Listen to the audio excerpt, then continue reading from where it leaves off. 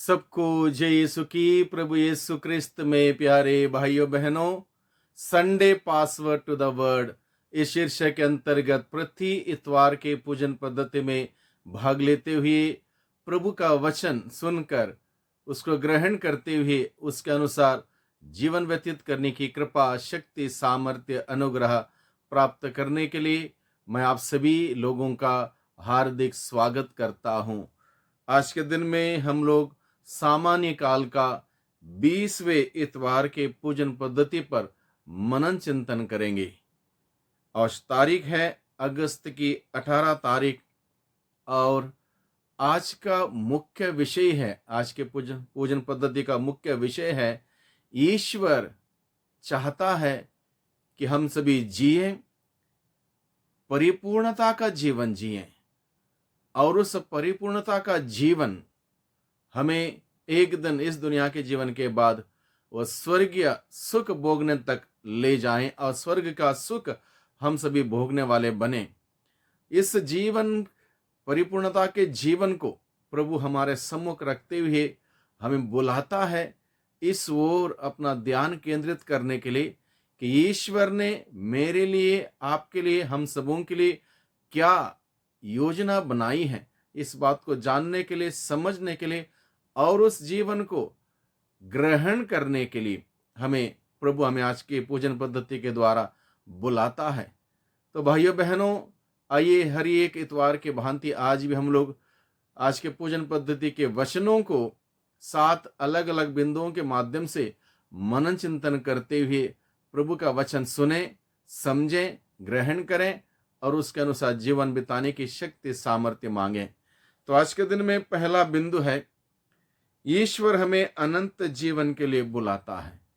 ईश्वर हमें अनंत जीवन के लिए बुलाता है।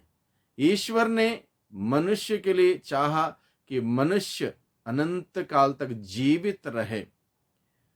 मृत्यु मनुष्य को तब आई पाप के वेतन के रूप में, पाप के वेतन के रूप में मृत्यु आई। ईश्वर की रचना नहीं, मनुष्य ने अपनी गलती से उस गलती की सजा के रूप में मृत्यु हासिल की और ईश्वर की योजना रही आदि अनादि काल से ही कि मनुष्य अनंत काल तक जीवित रहे। इसलिए ईश्वर ने मनुष्य को अपने सदृश, अपने अनुरूप बनाया, अलग अलग प्रकार की खूबियों से सजाया, संवारा और सब कुछ मनुष्य के हवाले कर दिया। और आज तक हम सबों के जीवन के हर एक पल पल में वो ईश्वर अपनी मेहरबानी हम सबों को दिखाता है, अपनी दया दिखाता है, अपना प्रेम जताता है, व्यक्त करता है, ताकि हम सभी उस प्रभु में जिए, प्रभु में आनंद मनाएं। ये ईश्वर की योजना है।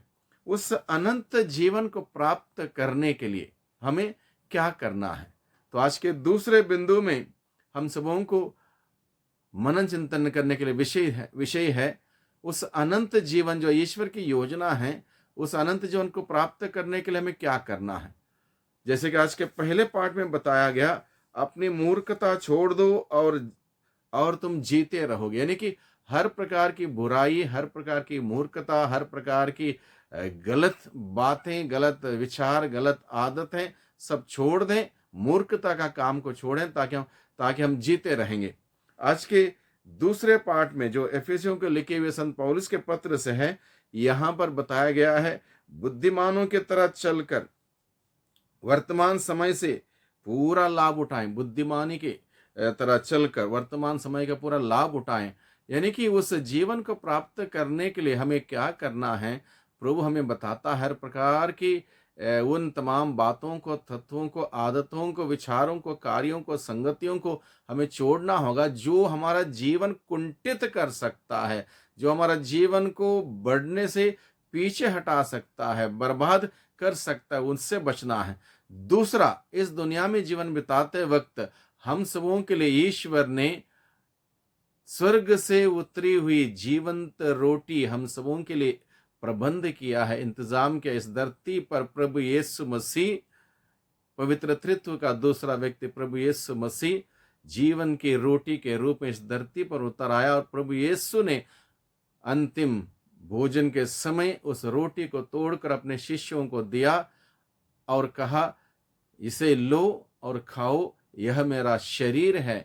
और प्रभु उसी प्रकार से दाख का रस को अपने प्रेरितों को देते हुए कहता है, इसको लो और पियो, यह मेरा रक्त है, नूतन विधान का रक्त। और प्रभु यीशु ने कहा, मेरा मांस सच्चा भोजन है, मेरा रक्त सच्चा पेय है, जो इसको खाएगा, जो उसको खाता और पीता है, उसे अनंत जीवन प्राप्त है। अनंत जीवन के लिए पिता परमेश्वर ने अपने पुत्र यीशु को हम सबों के लिए जीवन की रोटी के रूप में इस दुनिया में भेजा। तो हम सबों के लिए आज का दूसरा बिंदु में हम लोग मनन चिंतन कर रहे हैं, उस अनंत जीवन जो पिता परमेश्वर ने हम सबों के लिए बताया है, घोषित किया है, उस जीवन को प्राप्त करने के लिए हमें यीशु को यानी कि जीवन की रोटी को ग्रहण करना है। जीवन की रोटी को ग्रहण करने के तौर तरीके, उसकी शर्तें, उसके नियमावली हमें जानने की जरूरत है। ये नहीं कि हर कोई व्यक्ति जो ग्रहण करेगा उसको अनंत जीवन मिलेगा, ऐसा नहीं। उसको हमें तैयार होना है और तैयारी के साथ हमें उसको ग्रहण करने की आवश्यकता है। तो कैसे ग्रहण करें? तीसरे बिंदु में हम लोग मनन चिंतन करेंगे, उस जीवन की रोटी को कैसे ग्रहण करें। और उसमें से पहला पॉइंट है समझदारी से हम लोग ग्रहण करें। समझदारी यानी कि हम सबों को मालूम होना चाहिए उस जीवन की रोटी को कैसे ग्रहण करना चाहिए। हम लोग पढ़ते हैं कुरिन्थियों के नाम का पहला पत्र, संत पौलुस का पहला पत्र, अध्याय 11 पद संख्या 26 से आगे अगर हम पढ़ेंगे, वहां का नियमावली बताई गई है। प्रभु का शरीर और लहू कैसे हमें ग्रहण करना चाहिए वहां पर बताया गया है। जो बिना जाने बिना पहचाने खाता है, वो प्रभु के शरीर और रक्त के विरुद्ध अपराध करता है। अपने अंतःकरण को जांच करने के बाद ही मनुष्य वह रोटी खाए और वह लहू पिए। और इस प्रकार से प्रभु हम सबों को सिखाता है उसकी तैयारी किस प्रकार से करनी है। अगर इसकी तैयारी हमने नहीं की, पाप में रहते हुए, बुराई में रहते हुए हमने ग्रहण किया, तो हम प्रभु के विरुद्ध अपराध करते हैं, अपने दंडाज्ञ कहते हैं। और उसका दंडाज्ञ किस प्रकार से हमारे जीवन में, व्यक्तिगत जीवन में, परिवार में, जीवन में आ सकता है और हमें बर्बाद कर सकता है, इसके बारे में वहां पर वर्णन किया गया है। इसलिए समझदारी से उसको ग्रहण करें। दूसरा पॉइंट, तीसरे बिंदु का दूसरा पॉइंट है, अपने आचरण पर ध्यान रखते हुए। हमारा आचरण कैसा है, हमारे अंतःकरण की जांच हमें करनी है।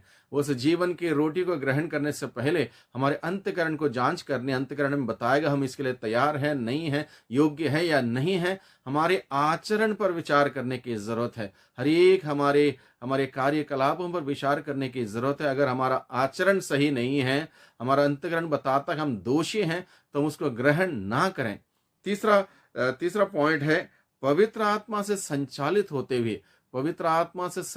होते यानी कि हमें पवित्र आत्मा से संचालित होकर, यानी कि प्रभु के बताए हुए मार्ग पर चलते हुए, प्रभु के वचन के अनुसार जीवन व्यतीत करते हुए, पवित्रता का जीवन बिताते हुए पवित्र प्रभु को ग्रहण करें, जीवन की रोटी को ग्रहण करें, और हम उस अनंत जीवन के भागीदार बन सकेंगे।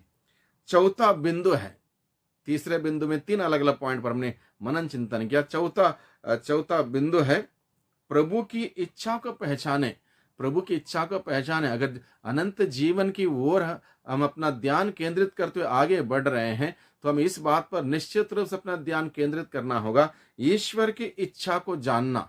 ईश्वर की इच्छा क्या है? मनुष्य की बहुत सारी इच्छाएं हैं, बहुत सारी आशाएं हैं, बहुत सारी अभिलाषाएं हैं, उसको हम पूरा ही नहीं कर सकते। ईश्वर की क्या योजना है, ईश्वर की क्या इच्छा है, उसको जानना, समझना, उसके अनुसार जीना बहुत ही जरूरी है। जो व्यक्ति प्रभु की इच्छा पूरी करता है, वही जीवन पाएगा, वही सुख पाएगा, वो अनंत जीवन का सुख पाएगा।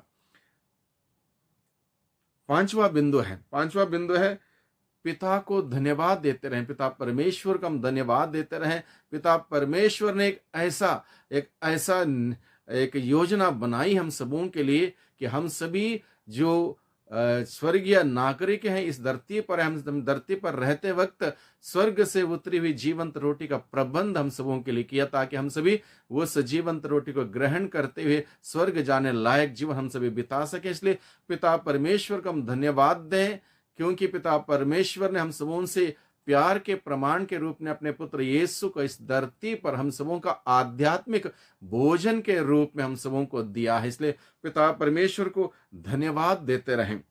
छठा छठा बिंदु है, प्रभु में एक बने रहने का प्रयास करते रहें। प्रभु में जुड़े रहने का, एक बने रहने का प्रयास करते रहें। प्रभु से कभी अलग ना हो। पाप हमें प्रभु से अलग कर देता है, बुराई प्रभु से हमें अलग कर देता है। हमारे हर प्रकार की बुराई या पाप हमें प्रभु से अलग कर देता है। यानी कि प्रभु से एक बने रहने का मतलब प्रभु के योजना के, इच्छा के, वचन के अनुसार जीते हुए, पवित्र जीवन बिताते हुए, प्रभु के साथ संयुक्त होकर, प्रभु के साथ जुड़कर एक सुंदर जीवन बिताने का प्रयास करते रहें, ताकि हम अनंत जीवन के उस महान लक्ष्य तक हम पहुंच सकें। और सातवां बिंदु है आज के दिन में मनन चिंतन करने के लिए, अनंत जीवन के लिए हम निरंतर भूखे और प्यासे रहें। प्रभु की यही योजना थी कि हम सब के सब अनंत जीवन प्राप्त करें, और उसके लिए हम भूखे और प्यासे रहने की जरूरत है। हम लोग पढ़ते हैं यूहन्ना का सुसमाचार अध्याय 10 पद संख्या 10 में, चोर केवल चुराने, मारने, नष्ट करने आता है, और प्रभु यीशु कहता है मैं इसलिए आया हूं ताकि उन सबों को जीवन मिले, जीवन बहुतायत से मिले।